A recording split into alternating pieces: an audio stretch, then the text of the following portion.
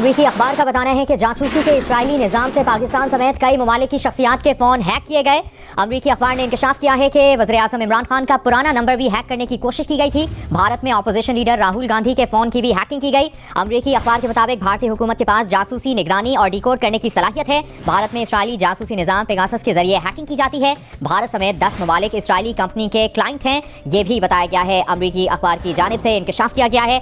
जिस तरह आपको वीडियो के स्टार्ट से पता चल गया होगा कि आज की इस वीडियो में हम उस टॉपिक पर बात करने वाले हैं जिससे तकरीबन 50 से ज़ायद मुल्क मुतासिर हुए हैं, और इस खबर के सामने आते सार ही दुनिया में और ख़ास तौर पर पाकिस्तान और भारत में बहुत ही ज़्यादा बेचैनी पाई जा रही है और लोग बहुत ही ज़्यादा अनसिक्योर फील कर रहे हैं कि अगर मुल्क के प्राइम मिनिस्टर का फ़ोन हैक हो सकता है तो आम आदमी किस तरह सिक्योर फील कर सकता है। आज की इस वीडियो में इजराइल के सॉफ्टवेयर पेगासस के बारे में डिटेल स्टडी करने की कोशिश करते हैं कि असल में इस सॉफ्टवेयर को किस तरह डिज़ाइन किया गया है कि ये इतना पावरफुल सॉफ्टवेयर बन चुका है कि इसको किसी भी फ़ोन में इंस्टॉल करना मुमकिन है, और ऐसा सॉफ्टवेयर जो व्हाट्सएप की एंड टू एंड इंक्रिप्शन को भी तोड़ सकता है। क्या फ्यूचर में इससे पाकिस्तान के एटमी प्रोग्राम को भी ख़तरा हो सकता है? इन्हीं सवालों का जवाब देने की कोशिश करते हैं आज की इस वीडियो में। लेकिन अगर आप लोगों ने अभी तक हमारे इस एजुकेशनल चैनल को सब्सक्राइब नहीं किया तो आप चैनल को सब्सक्राइब करके हमारी इस एजुकेशनल कम्युनिटी का भी हिस्सा बन सकते हैं, जिसमें आपको हर वीडियो से कुछ ना कुछ सीखने को ज़रूर मिलता है। तो मज़ीद वक्त ज़ाया किए बढ़ते हैं अपनी वीडियो की तरफ।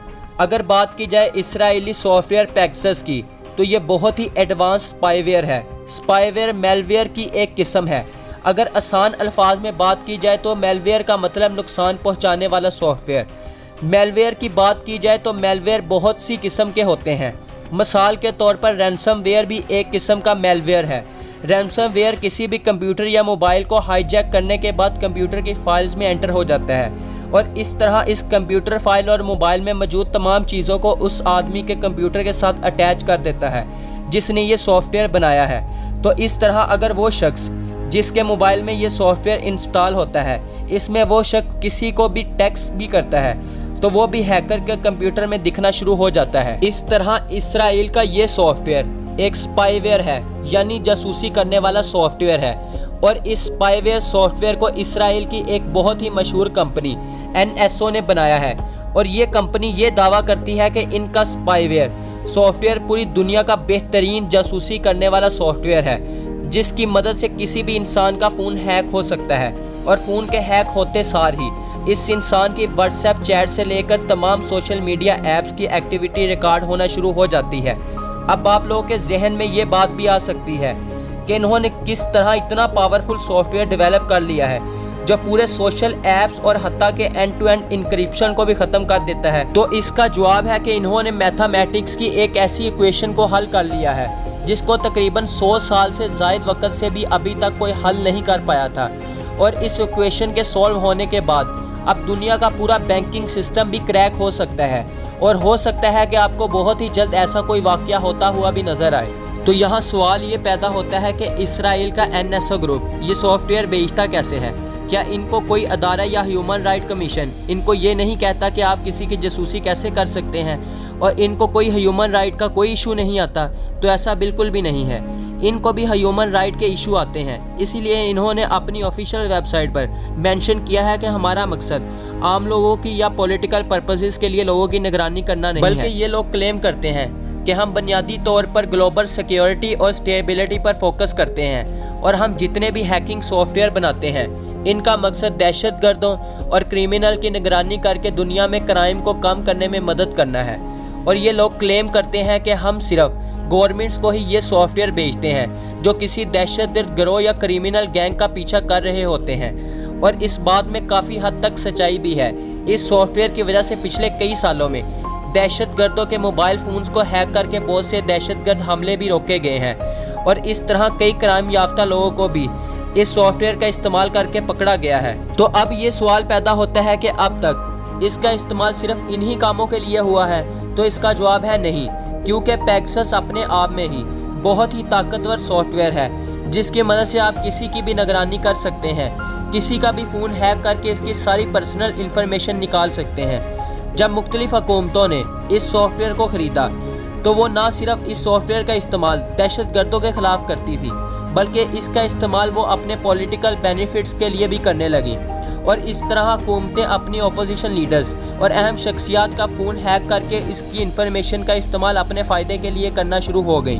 और इस तरह के इल्ज़ामात इंडिया, किर्गिस्तान, इमारात, मैक्सिको, अज़रबैजान और मुख्तलिफ ममालिक की हुकूमतों पर भी लग रहे हैं कि ये हुकूमतें अपने हुकूमत को स्टेबल रखने के लिए NSO ग्रुप का इस्तेमाल कर रही हैं। और ये इल्ज़ाम दुनिया की बड़ी 17 मीडिया ऑर्गेनाइजेशन लगा रही हैं और इन्होंने अब तक इस सारे मामले पर हज़ारों की तादाद में आर्टिकल्स लिख दिए हैं। और इन्होंने मिलकर एक रिपोर्ट जारी की है जिसमें इन लोगों ने ये साबित किया है कि इन ममालिक में पेगासस का गलत इस्तेमाल किया जा रहा है। और ये पहली मर्तबा नहीं है कि मुख्तलिफ ममालिक पर इस सॉफ्टवेयर का इल्ज़ाम लग रहा है। इससे पहले भी 2019 में एक रिपोर्ट में ये इंकशाफ किया गया था कि सॉफ्टवेयर जो दहशतगर्दों के खिलाफ बनाया गया है, इसका इस्तेमाल पॉलिटिकल बेनिफिट्स के लिए किया जा रहा है। और ह्यूमन राइट कमीशन इस चीज़ को एडमिट करती है कि राइट टू प्राइवेसी सबका बुनियादी हक है और कोई भी गवर्नमेंट इस इंसान पर इसका इस्तेमाल नहीं कर सकती जिसका कोई क्रिमिनल रिकॉर्ड ना हो। लेकिन यहाँ लोगों की प्राइवेसी को इग्नोर करके ये लोग इसका इस्तेमाल गलत मकसद के लिए कर रहे हैं, जिसे हर सूरत रोकना होगा। और अगर देखा जाए कि किस तरह ये सॉफ्टवेयर टारगेट पर्सन के फ़ोन में दाखिल किया जाता है, तो पेगासस के केस में हमें किसी भी परमिशन की ज़रूरत नहीं पड़ती।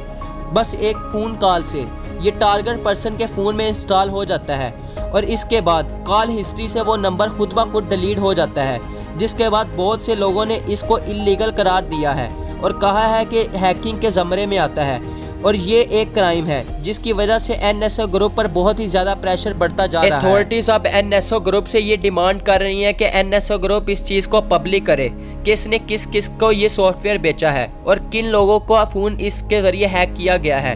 तो NSO ग्रुप ने ये डाटा देने से मना कर दिया और कहा कि अगर हम लोगों ने ऐसा कर दिया तो दुनिया में तमाम क्रिमिनल्स को पता चल जाए कि गवर्नमेंट्स हमारे पीछे पड़ी हैं, जिससे दुनिया बहुत बड़े सिक्योरिटी थ्रेट में जा सकती है।